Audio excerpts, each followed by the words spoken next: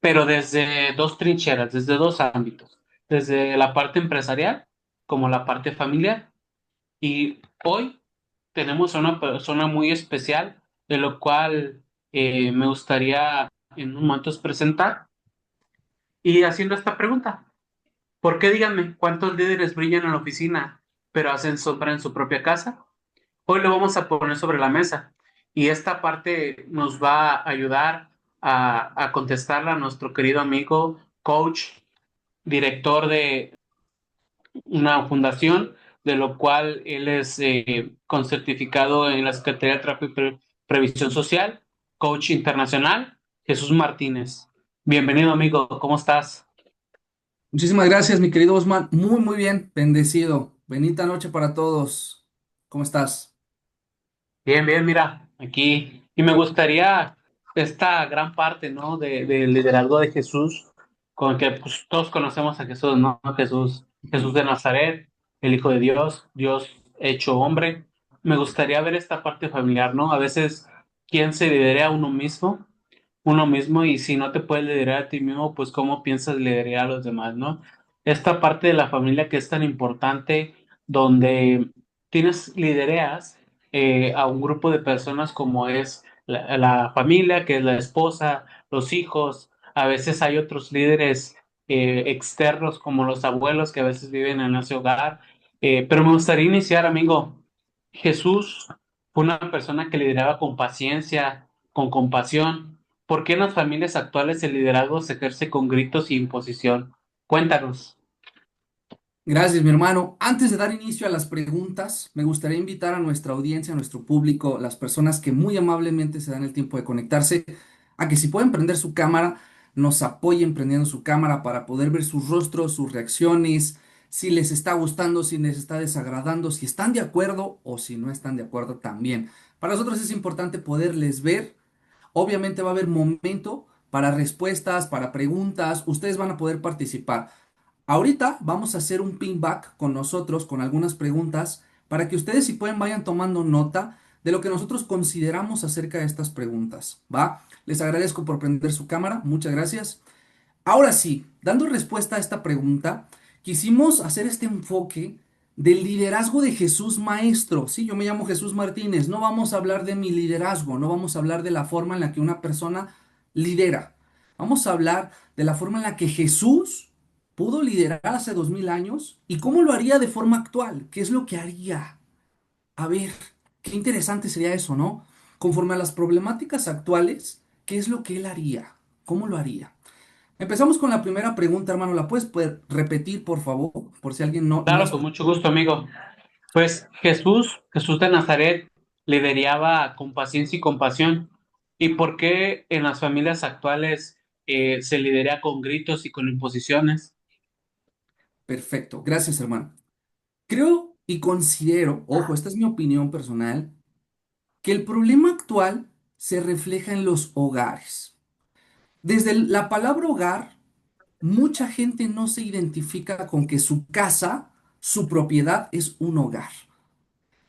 ¿Vivirá realmente una familia en este hogar? ¿Qué pasaría si te dijera la frase, tu familia es tu lugar seguro? ¿Te sientes seguro en tu hogar? ¿Te sientes seguro en tu familia? ¿O vives de lo peor en esta familia? A veces confundimos la autoridad con gritos, con amenazas. Queremos que se nos respete como muchas veces algunos fuimos educados, con una pedagogía del miedo, ¿sí? Entonces, como a mí me educaron a raíz de castigos, golpes, regaños y gritos, repito ese patrón. Esto falta, bueno, esto más bien muestra que falta un dominio propio, que falta un dominio personal y sobre todo que aún hay heridas que no hemos sanado, que hay heridas que nos siguen lastimando porque no hemos sanado de forma personal. Entonces, para empezar, esta es la problemática que veo. ¿Qué es lo que haría Jesús? Para empezar, me voy a ir rápido porque me emociono. Jesús nunca gritó. Llega un momento donde sí lo hicieron enojar, donde se agarra aventando las mesas porque están vendiendo en la casa de su padre. Sí. Ojo, no hablamos de un tema religión, ¿eh? Hablamos de un tema espiritual, Jesús persona. Y sí se enojó, pero él no gritó. Siempre habló con respeto, con empatía, pero más allá de las palabras era su ejemplo, ¿sí? Él siempre mostró su ejemplo, él siempre nos mostró el camino. Entonces, creo que su autoridad y su forma de responder aquí, justamente como lo dice la pregunta, era con paciencia y compasión. ¿Qué pasa con las familias que no tienen esta paciencia y esta pasión? Para empezar, quiero que se pongan a pensar un poquito de si tenemos paciencia. ¿Qué tan rápido perdemos la paciencia? Ahorita que estamos en la cultura de la inmediatez, ¿cuántos conservamos la paciencia? ¿Cuántos tenemos esa compasión del otro? No, claro, pues es que me hacen enojar muy rápido. Ahora, el control emocional que llegamos a tener, ¿cómo es? Hablamos de algo llamado inteligencia emocional. ¿Será que somos inteligentes emocionalmente o nos está fallando? Porque inteligencia emocional no se refiere a evadir las emociones y controlarlas y bajarlas. No, se refiere a poderlas utilizar a nuestro favor y no en contra. Eso es la inteligencia emocional, porque la emoción se dispara y a veces no tengo control sobre ella. Pero ¿qué emoción elijo? Yo puedo elegir mis emociones. Seguimos, Osman. Claro, y pues como veíamos, ¿no? Jesús manejaba este contexto tanto en su inteligencia emocional como parte ser humano, pero poniéndolo en, ahora sí, en el caso de un padre y una madre que debe buscar liderar en su casa, enfocarse en servir a su familia o dirigirla. ¿Dónde está el equilibrio? Creo que se puede distorsionar un poquito. ¿Por qué? Porque una cosa es servir y otra cosa es dirigir. ¿Se puede servir y dirigir? Ahí está la pregunta. Algunas veces podemos llegar a pensar que servir es síntoma de debilidad. Es que yo les sirvo a mis hijos, es que yo les limpio a mis hijos, es que yo les hago todo a mis hijos y ellos no hacen nada. Ok, el servicio, ¿hasta dónde puede llegar? ¿Será saber poner límites sanos? Ojo, porque si yo pongo límites fuertes, ¿de qué se trata poner un límite fuerte? ¿A qué voy? Te voy a castigar el celular. Castígale el celular a uno de tus hijos o de tus hijas adolescentes o niños. Te va a hacer un drama porque parece que le quitaste un brazo o una pierna. Sin su celular no son nada. Esa es la percepción de ellos. ¿A qué queremos llegar con límites? ¿Qué serán los límites sanos? ¿Cómo estableceremos estos límites sanos? Entonces, aquí viene un ejemplo de servicio. En la palabra de Dios nos dice en Juan capítulo 13 versículos 14 al 15 que Jesús lavó los pies de sus servidores, de sus discípulos. ¿Cómo es posible que él siendo el maestro le lavara los pies? Y cuando uno de ellos empieza a lebrestarse y a decir, no, Señor, yo no soy digno de que tú me laves los pies, muchos ya sabrán quién es. Y si no, pongan ahí en el chat. ¿Quién será esta persona? Y empieza a decir, no, yo soy indigno. Y Jesús le dice, si tú supieras lo que esto representa, porque me voy a ir, no solo me pedirías que te lave los pies, sino todo el cuerpo. Y entonces esta persona reacciona y dice, entonces lávame completo, Señor. A ver, este ejemplo es muy claro y a veces confuso. ¿De qué se trata el servir a tu familia? Un servir desinteresado, un servir con amor, pero estableciendo un límite sano. ¿Qué te parece si hacemos roles? ¿Qué te parece si hoy nos rifamos las actividades? ¿Qué te parece si te reto a ver quién lava los trastes primero? ¿Qué te parece si me ayudas a lavar los trastes, te llevo al parque a jugar un ratito? Y te empiezo a dar motivaciones, no castigos, no te quito. En vez de quitarte, mejor te ofrezco, te comparto, te doy. ¿Sí? Y empiezo a tener más detallitos de servicio. No pierdas la autoridad, por, o sea, sí sirve, pero establece límites sanos, ¿sí? Entonces, la familia necesita firmeza y dirección, pero necesita ternura también. Aquí es donde entra algo que yo le llamo pedagogía reactiva. La pedagogía reactiva consiste suave en la forma, firme en el modo. ¿A qué voy? Si yo dije que sí, es sí. Si yo dije que no, es no. Y respeto mi decisión. No la cambio, pero soy firme en el modo. No te lo voy a decir ni gritando, ni golpeando, ni humillando, ni exigiendo. ¿Sí? Es difícil, yo lo sé, pero es poder involucrar esta forma de pedagogía sin humillaciones, sin gritos. Empezar a enseñar con amor y ternura, pero con firmeza. Porque de repente mamá y papá, uno dice que sí y el otro dice que no, ahí se vuelve un caos, estimado Osman. Claro, amigo. Por ejemplo, dije la frase, ¿no? La típica, es candil de la calle, oscuridad de tu casa, ¿no? Con esta pregunta quiero seguir que, por ejemplo, puedes ser un gran líder en tu empresa, pero al mismo tiempo puedes ser pésimo en tu casa. ¿Qué pesa más en la balanza de la vida? Qué gran pregunta. Espero que estén atentos a esta pregunta porque está muy profunda. ¿Conocen a alguien que sea este candil en la calle, que sea generoso, que sea empático, que irradie felicidad, pero en su casa es un monstruo, es egoísta, es soberbio, es una persona que se aísla, que solo piensa en generar, en trabajar, que se olvida de su familia? Se dice, y aquí viene un punto muy importante, que tu primera empresa es tu familia.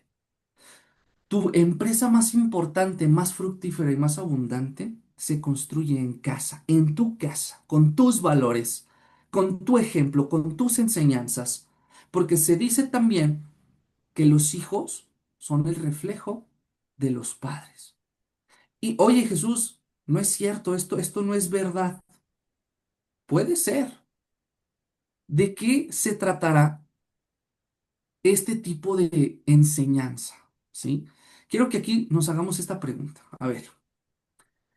Yo quiero enseñarle a mis hijos que por fuera me respetan y me admiran, pero en casa me tienen miedo. En casa se hace lo que yo digo. En casa soy un líder autoritario. Aquí el que manda soy yo. Qué difícil, ¿no?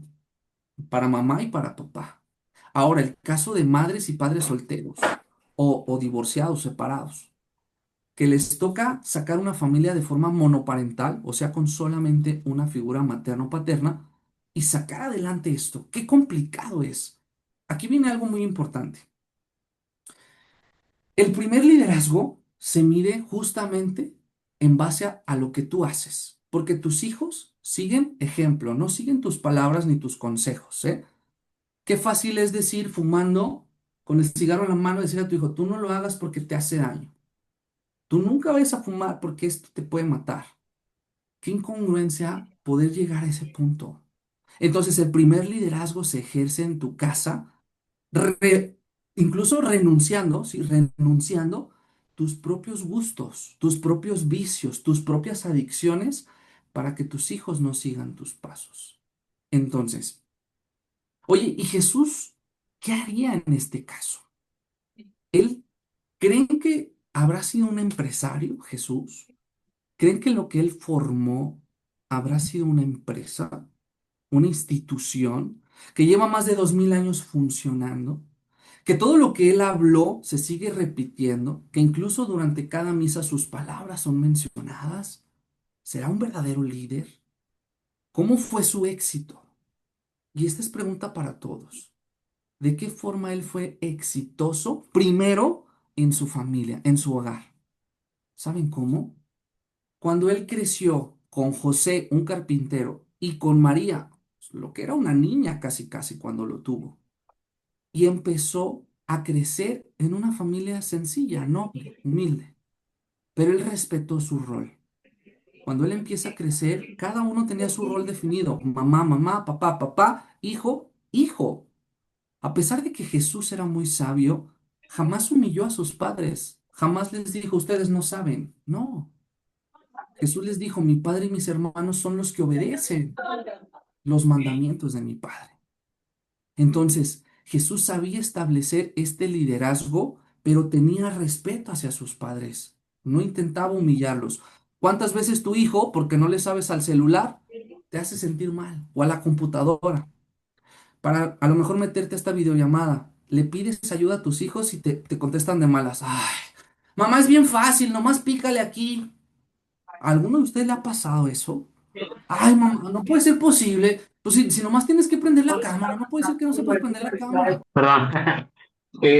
A veces Jesús dio, pues, no a veces, sino todo el tiempo dio tiempo de calidad a las personas que lo rodeaban, sus apóstoles, las personas que curaba, las personas que les acercaban a oír.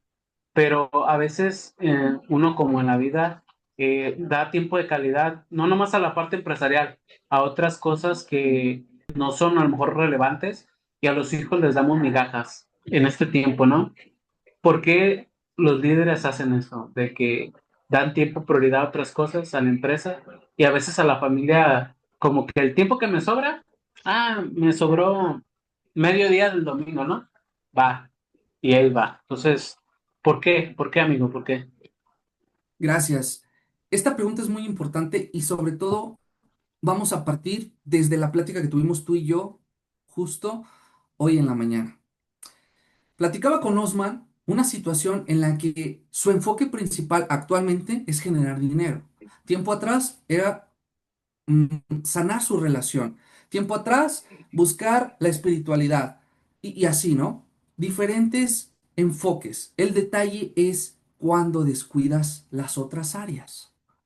Sabemos que nosotros no solamente somos el área laboral o profesional, tienes un área social, tienes un área personal, tienes un área de pareja, tienes un área familiar, tienes un área social, tienes un área espiritual. Jesús, ¿qué me quieres decir?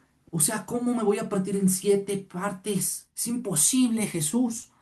Sí se puede. El detalle es buscar este equilibrio. ¿Cómo le voy a dar tiempo de calidad a cada una de mis áreas? Para empezar, recuerda que tú eres quien funciona en todas tus áreas. Tu área personal tiene que ser tu área prioritaria.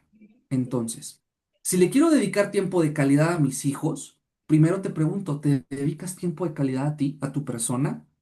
¿Sueles darte algún regalo? ¿Sueles darte alguna motivación? ¿Sueles empezar por ti? Jesús, fíjense qué hacía Jesús. Jesús se iba a orar. Jesús se daba su tiempo de calidad. Jesús desaparecía a veces por horas o por días y decía, estaba orando con mi Padre. Me fui a buscar mi espacio. Qué importante es tu espacio personal, qué importante es tu espacio para ti, tu unión con tu Dios, con tu Padre. Qué importante es estar bien tú. Jesús primero iba y se desahogaba. Me lo imagino como si su papá fuera su psicólogo, ¿sabes? Y se iba a desahogar ahí. Oye, papá, es que mira, de repente me aventaron piedras. Es que ya me apedrearon a uno de los apóstoles. Es que fíjate que ahorita nos está persiguiendo este Saulo. Es que viene en friega por los apóstoles, los discípulos.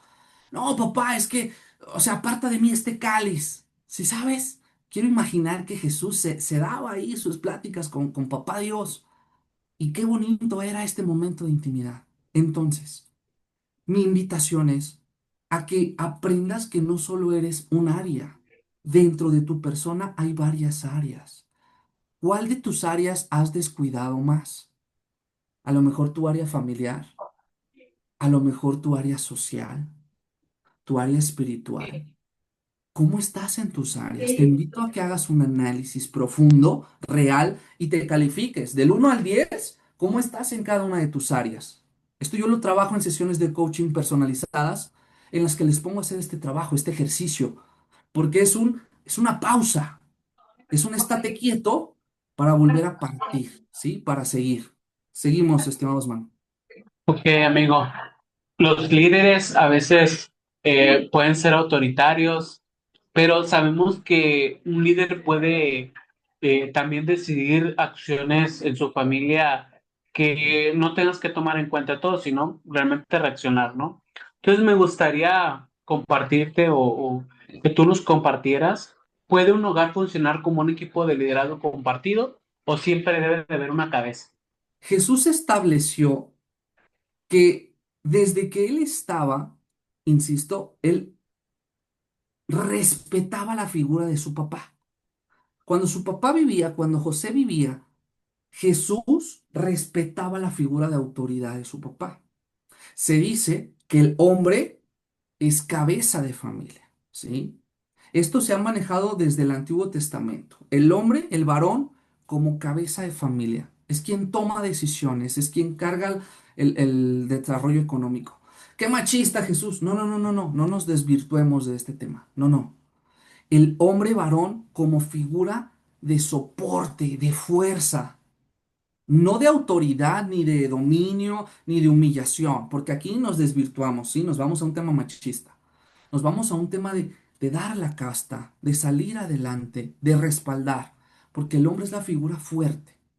La mujer, al salir de una costilla, se toma el rol de que es parte importante del varón, pero salió de una parte muy delicada del hombre. Para las personas que en algún momento se han tatuado, he escuchado, no, no me he tatuado yo, que uno de los dolores más fuertes es en las costillas, cuando te tatúas las costillas, porque es una zona muy delicada, muy frágil, muy sensible. Pues la mujer sale de la parte sensible del varón, ¿sí? Una parte muy sensible y es ella la que tiene esta sensibilidad, esta ternura, este amor. ¿Y sabes por qué fue de la costilla? Porque estuvo muy cerca al corazón. Por eso la mujer tiende a ser más emocional, ¿sí? Tiende a ser más apegada a demostrar su amor, su cariño, su respeto. Poder, para la mujer es más sencillo ser tierna. Sí, pero de repente sus emociones se disparan, seamos realistas. Mientras el hombre se mantiene más lógico, pero esto pasa en ambos casos. No me quiero ir a un tema de machismo, feminismo, preferencias, no, sino que se estableció de esta manera. Entonces, mujer, respalda a tu varón, varón, cuida y protege de tu mujer. He podido encontrar, mi querido Osman, y a las personas que nos escuchan, que no sé si para todas las mujeres, pero para la gran mayoría, el darles un abrazo les cambia la vida. Cuando tú abrazas a una mujer y la pegas a tu pecho, a tu corazón, y ella siente tu latir, ella se siente protegida, ella se siente cuidada, ella se siente respaldada. Hay una imagen donde aparece Jesús abrazando a un cordero y lo tiene pegado a su pecho y a su corazón. Porque el escuchar el latir del corazón me hace sentir respaldado, protegido, cuidado, amado. Si tú le haces sentir eso a una mujer, la haces sentir protegida, ella va a estar contigo y ella te va a respaldar y ella va a estar para ti. Pero ¿qué pasa cuando la humillo, la pisoteo, quiero sentirme superior? Es que aquí el del dinero soy yo, es que aquí el que trabaja soy yo, es que ya se desvirtuó. ¿Cómo hacer de este liderazgo que los hijos lo vean? Lo veo en mis papás, por ejemplo. Mis papás son 50-50. Mi papá es el que trabaja, mi mamá es la que está en casa. Sí, pero mi papá también lava, mi papá también plancha, mi papá también recoge, mi papá también hace los quehaceres. Mi mamá también de repente trabaja, mi mamá de repente también hace otras actividades. Es un 50-50. Entonces ahí es donde entra este apoyo colaborativo del que hablabas hace un momento, hermano. Entonces, liderar no solamente es mandar y decir, tú tráete esto de la tienda, tú ve y lava los trastes. No es escucharte, encontrar tu talento. Jesús, con los discípulos, ya tenía el talento destinado de cada uno. ¿Saben cómo? Porque no todos fueron evangelistas. No todos los apóstoles escribieron su evangelio, ¿cierto? Solamente fueron algunos. Y es porque Jesús escogió quién iba a escribir. Hay un discípulo amado. Solo hay un discípulo amado, pero a todos los amaba, sí, pero era el discípulo amado.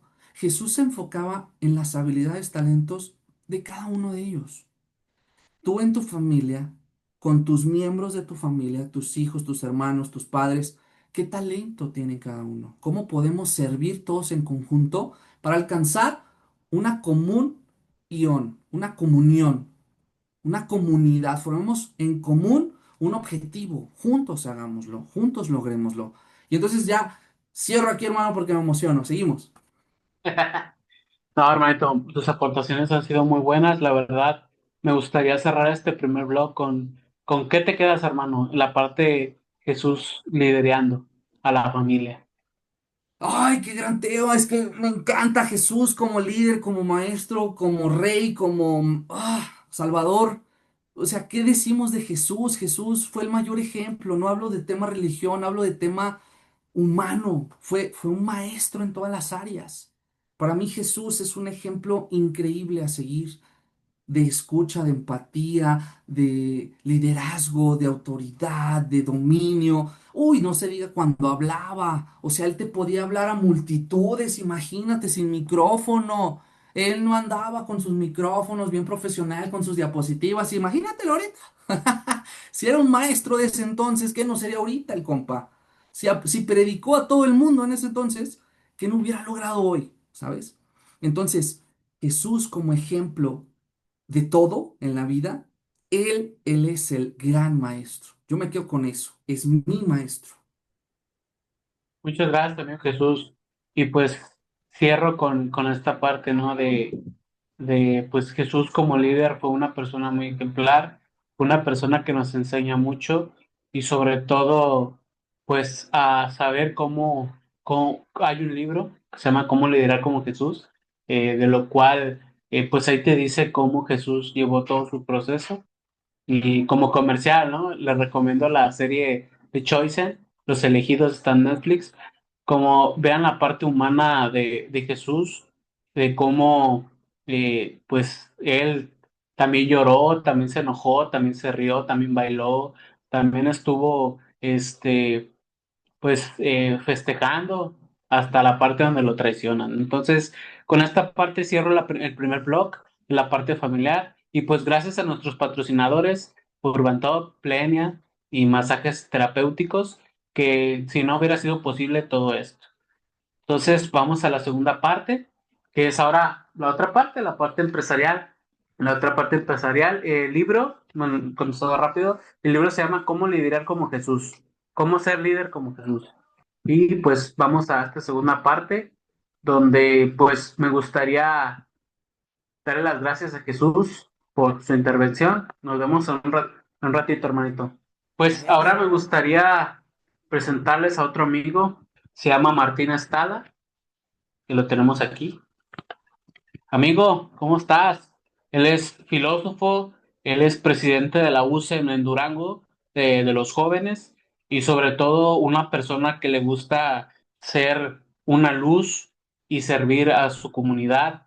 Da escuela para padres, anda metido en lo que es la iglesia y sobre todo pues es un gran ser humano. Entonces le damos la bienvenida a Martín Estala. Amigo, ¿andas por ahí?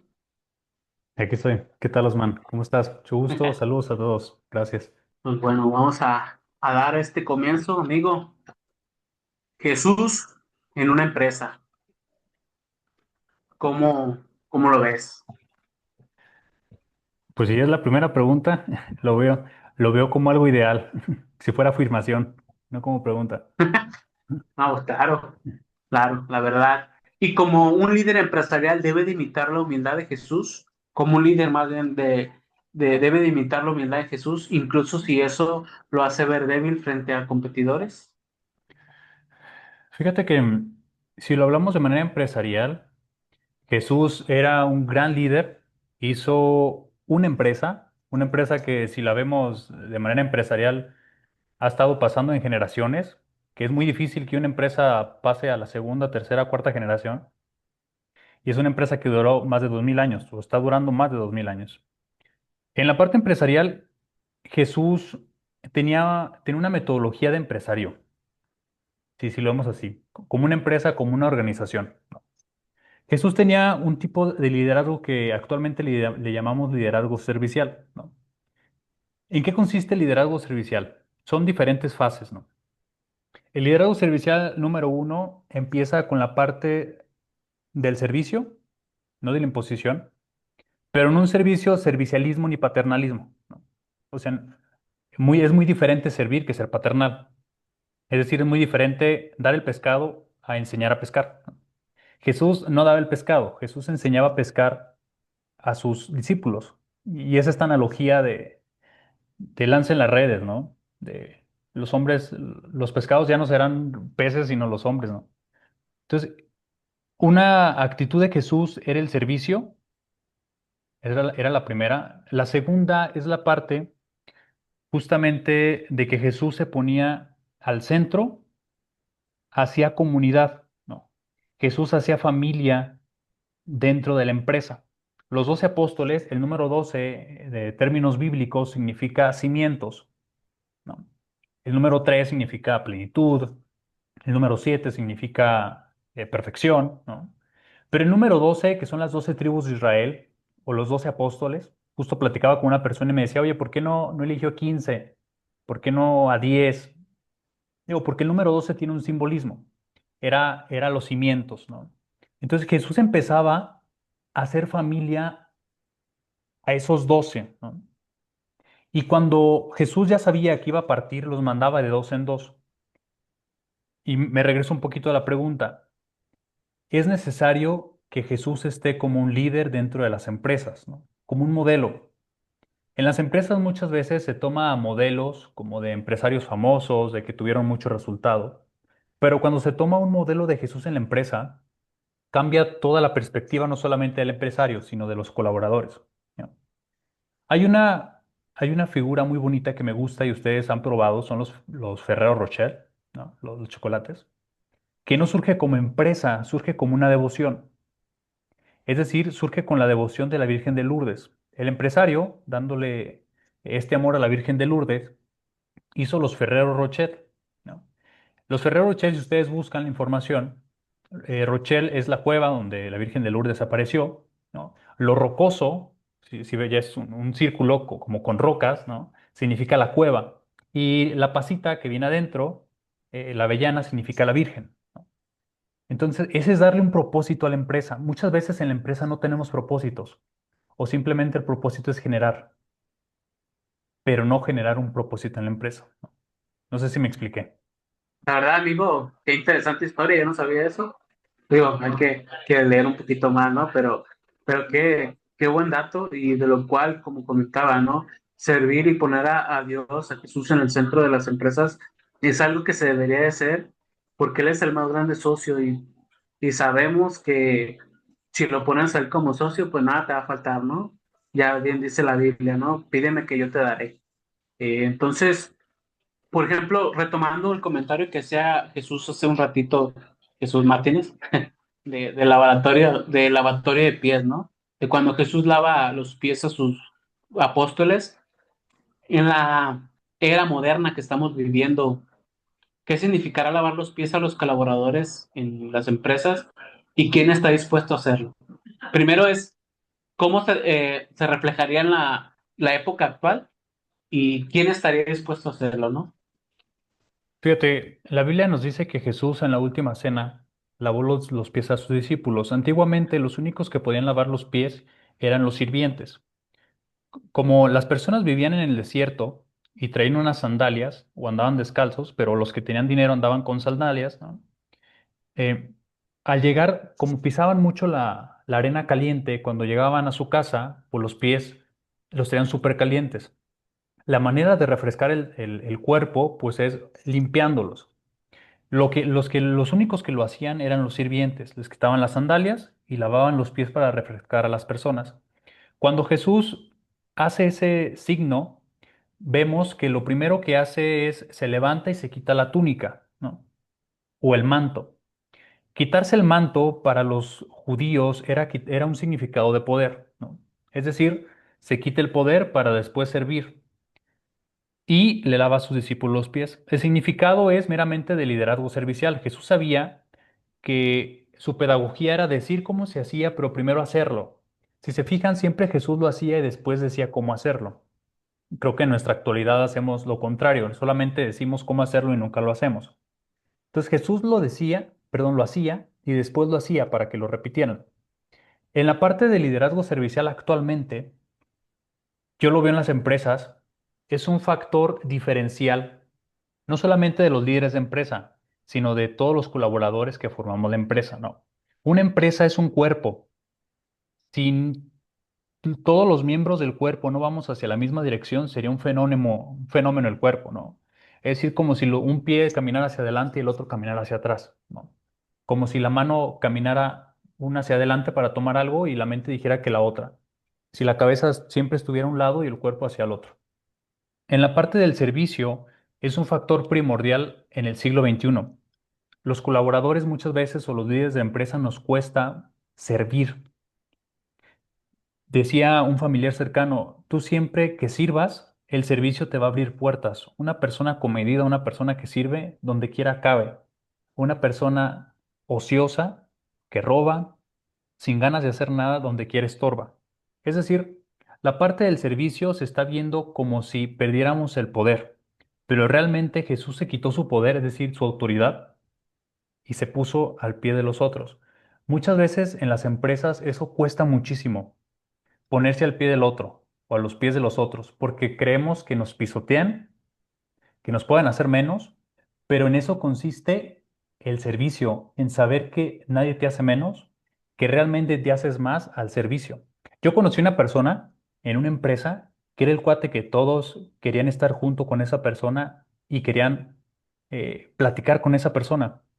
Y quizás no era la persona más talentosa, pero ese cuate entraba a la empresa y lo primero que hacía era ir a saludar a todos los departamentos, ¿no? Entonces cuando entró este chavo a esta institución y veía que llegaba a todos y saludaba, ¿no? Se les hacía raro. Entonces llegaron conmigo y me decían, pues que el chavo perdía tiempo, que qué hacían, ¿no? Yo les dije, no, no está perdiendo tiempo, ¿ah? Está fortaleciendo los vínculos de toda la empresa, ¿no? Cuando tú tengas un conflicto, ¿a quién crees que primero tienes que mandar? Es más, ni al de RH. Mande ese cuate que va y saluda a todos porque conoce a todos y realmente cuando cumplió años, nadie faltó de regalarle algo en su cumpleaños porque todos lo conocían, ¿no? Entonces es súper importante.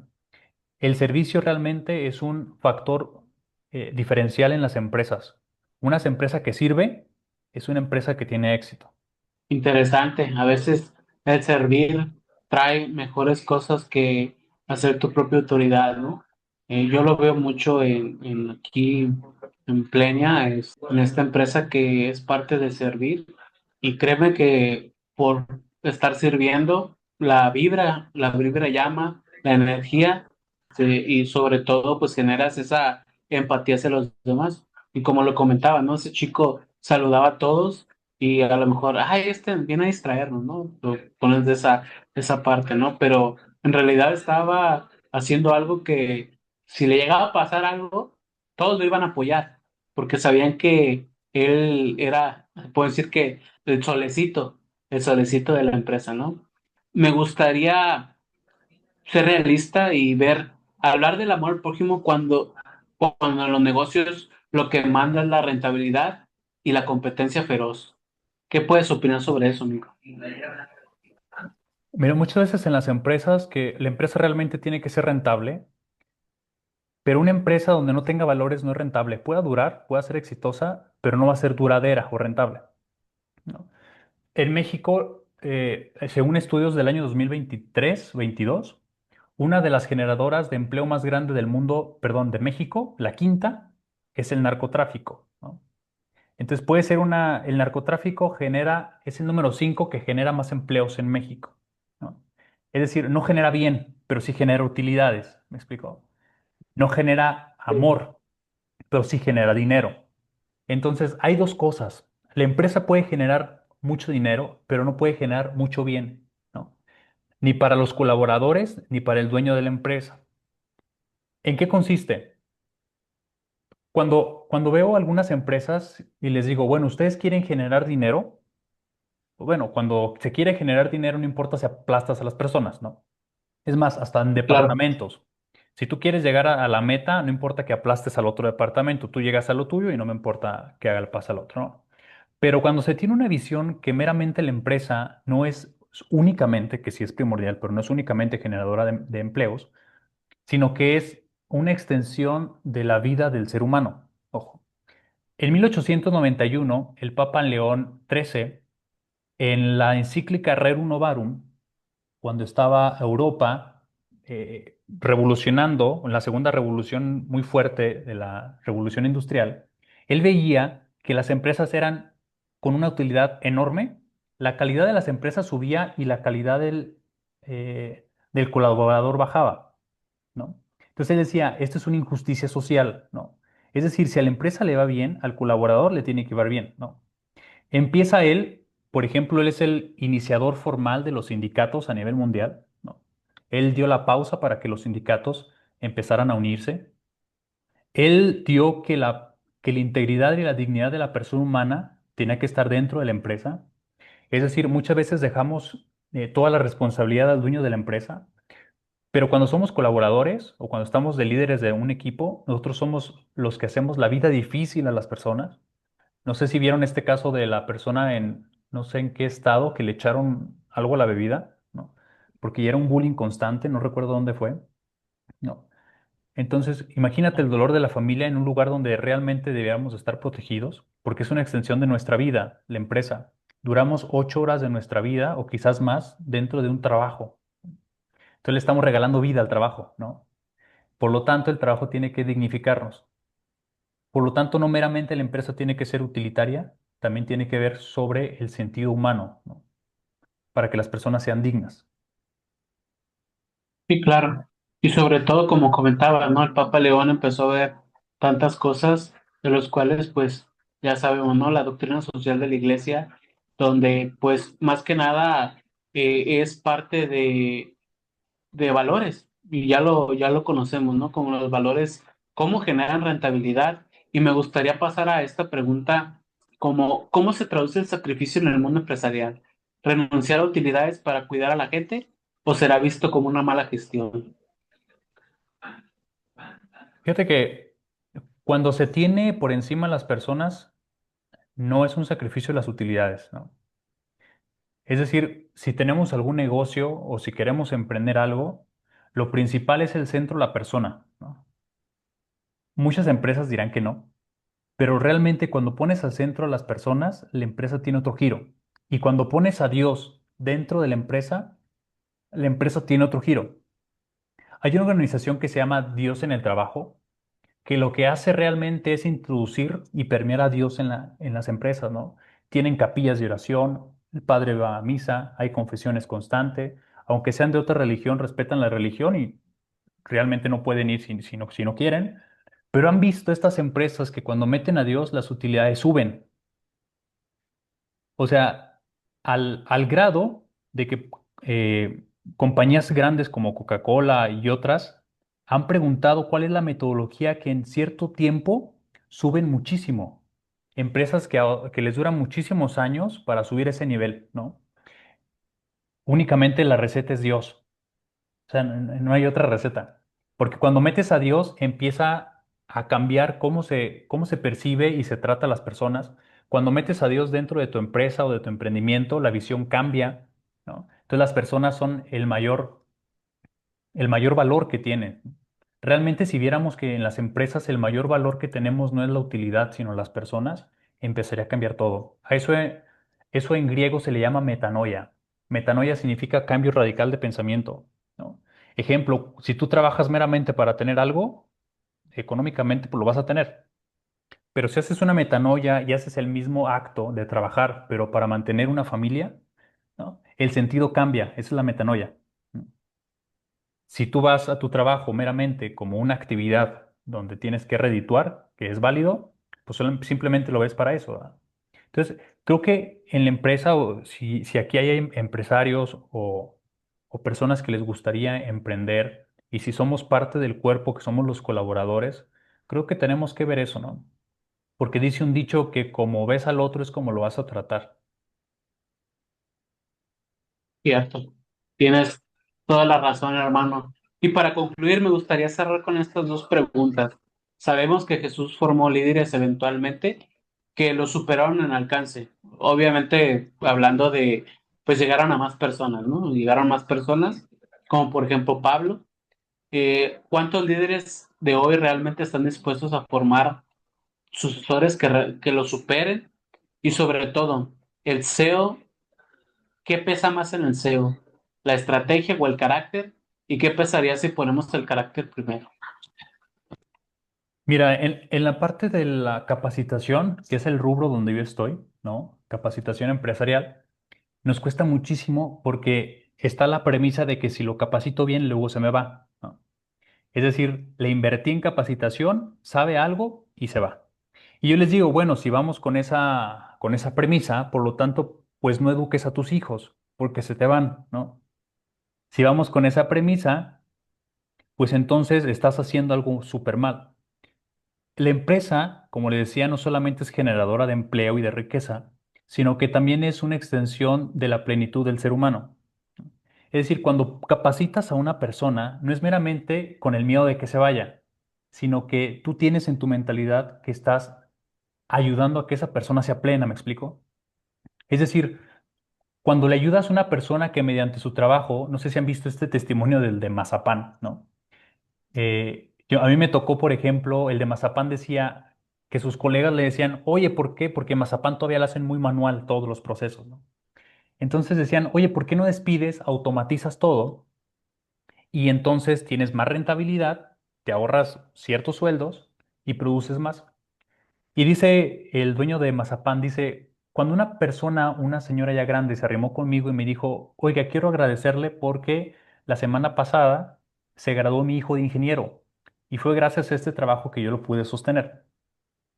Entonces dice este empresario, bueno, quizás sí, sí pueda ganar más, pero una máquina no va a necesitar ganar dinero para una familia, ni para que se supere, ¿no? Entonces, cuando tenemos esa visión, vemos que la empresa no solamente es generadora de empleos, es generadora de plenitud, ¿no? Entonces, sí es importante la parte de las ganancias, pero más la parte de la plenitud del bien de las personas. Ahora bien, ¿qué es más importante, el carácter o la estrategia? Yo digo que las dos. Una empresa sin estrategia y sin orden colapsa. Es como un cuerpo. Si un cuerpo está enfermo y no está en equilibrio, colapsa. Pero también se necesitan hábitos y necesita rigidez, ¿no? Si no tienes buenos hábitos, si no tienes buenas alimentaciones, pues también vas a caer. Entonces, con eso me despido. Espero que haya respondido bien y que lo que se lleven lo puedan aplicar dentro de sus trabajos y de sus empresas. Gracias, Osman.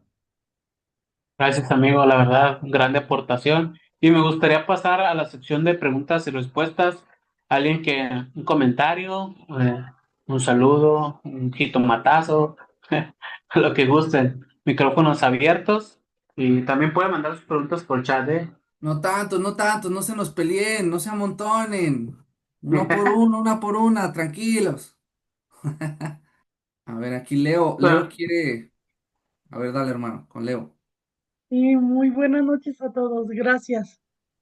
Y pues muy interesante, la verdad, escuchar a Jesús Martínez, a Martínez Tala. Fue muy interesante escucharlos, mucho mensaje. Y yo quisiera preguntarle a Martín, que fue el que se enfocó en la empresa y que nos habló del servicio. En el rol claro. del servicio, pero general, no tanto de una empresa, sino hablando humanamente. ¿Qué crees tú, Martín, que respalde a un ser humano un buen servicio y para que pueda tener el éxito en ese servicio? ¿Qué valores o qué actitudes? Gracias, Leonor. ¿Sí estoy bien? Sí, Leonor. Muy bien, gracias, Leonardo. Fíjate que desde la composición humana, nosotros estamos hechos desde una, si lo vemos de manera cristiana, estamos hechos de una comunidad, ¿no? La Santísima Trinidad, Dios Padre, Dios Hijo y Dios Espíritu Santo. Nosotros tenemos una cualidad que los seres humanos, que los seres vivos, plantas, animales no tienen, que es el servicio, la capacidad de razonar. ¿Cuál es la diferencia entre un ser humano y un animal o una planta, que los tres somos seres vivos? Que nosotros tenemos la capacidad de servicio. Realmente nosotros estamos hechos para servir, anatómicamente, espiritualmente, humanamente, en todas las áreas, ¿no? Y dimensionalmente. Es decir, nosotros estamos hechos para la entrega. Por eso, los humanos venimos de humanos, ¿no? Las mamás anatómicamente están hechas para tener en su vientre una persona.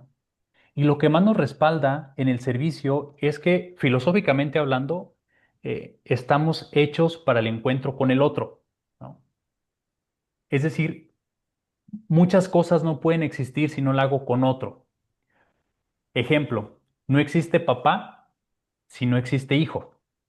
No existe mamá si no existe hijo, ni hijo si papá. No existe docente si no existe alumno. No existe, muchas cosas necesitamos en común. ¿Qué es lo que sustenta que nosotros estamos llamados al servicio, estamos llamados a ver al otro, ¿no? Cuando no vemos al otro, Por lo tanto, llegamos a una crisis existencial. Esto nosotros le llamamos propósito, ¿no? Cuando tenemos un sentido de vida o el propósito de vida es cuando sabemos que estamos llamados para servir, ¿no? Si tu propósito de vida es para ti mismo, eso lo llamamos egoísmo, ¿cierto? Pero cuando el propósito lo hacemos para el otro, eso le llamamos sentido de vida. Una persona que no sirve está escaso de sentido de vida, por eso se siente vacío. Puede consumirse todo para sí mismo y va a aumentar su vacío. Puede comprarse todo para sí mismo y va a aumentar su pérdida de sentido. Si tú te vas a una cueva con todos los placeres del mundo, con todo el dinero del mundo, vas a sentir una soledad. Yo conozco una persona que me decía, oye, yo siento que tengo una casa, a lo que refería a Jesús, pero no tengo un hogar. Yo siento que tengo el dinero para comprarme un avión en este momento, pero no tengo con quién irme de viaje. Por lo tanto, el ser humano está hecho para servir. Físicamente se sustenta, biológicamente, psicológicamente, espiritualmente. Leonor, no sé si respondí. Sí, sí, claro, gracias. El que no sirve atenta contra su naturaleza. Gracias, amigo. ¿Alguien más que tenga otra pregunta? Gracias, Mariana, por tus buenos deseos. Amar y servir con el corazón. Gracias. Un saludito hasta Guadalajara. ¿Alguien Quisiera más que hablar. le... Ah, claro. Buenas noches a Adelante. todos. Me da un placer para mí estar aquí en compañía de todos ustedes.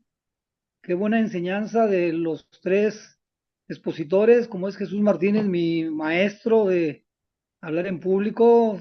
Agradecido siempre, sabe él. Y pues ya tenía el placer también de haber escuchado a Efraín y ahora a Martín, que se agregó también. Pues los felicito. Qué buenos comentarios, buenos ejemplos de vida.